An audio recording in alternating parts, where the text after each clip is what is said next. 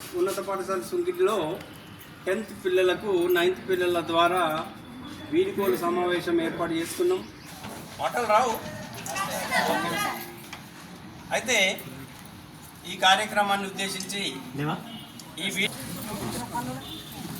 10వ తరగతి విద్యార్థులకు వీడ్కోలు సమావేశానికి హాజరైన కృష్ణయ్య గారు మరియు నాతోటి ఉపాధ్యాయులందరూ నమస్కారం.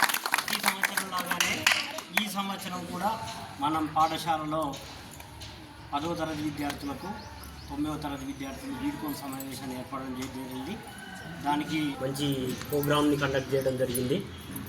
ఏది ఏమైనా మీరందరూ 10వ తరగతి విద్యార్థులు 40 మంది మంచి మార్కులతో కష్టపడి ఈ 1 ఇయర్ నుంచి అయితే చాలా కష్టపడి వచ్చారు 10వ తరగతి.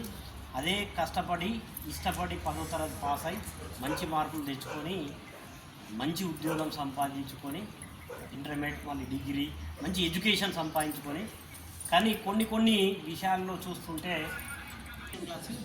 జీవితంలో ఏ విధంగా ఉండాలనేటువంటిది చాలా మంచి విషయాలు చెప్పడం జరిగింది. కానీ అవి ఆచరించినటువంటి వ్యక్తికే ఉన్నత స్థాయికి వెళ్తారు. ఏదో ఇట్లా విన్నారు ఇట్లా పోయిందనుకోండి, ఈ చెవితో విని ఈ చెవితో వెళ్ళిపోతే అది జీవితంలో మనకు ఉపయోగపడదు. ఏ ఉపాధ్యాయుడైనా మీకు 1 నుండి 10వ తరగతి వరకు వేరుంటుంది. ఇంటర్వ్యూ వరకు మీకు 10 ఏళ్ళు దాదాపుగా ఇదే పాఠశాలలో ప్రైవేట్లో వేరే స్కూల్లో అయినా చదువుకున్నటువంటి విద్యార్థులు గురువులు ఎప్పుడు మర్చిపోవద్దు. మీకు అక్షరాలు నేర్పినటువంటి గురువులు, చదువు చెప్పినటువంటి గురువుల్ని మళ్ళీ ఎందుకంటే మీరు పెరుగుతుంటారు.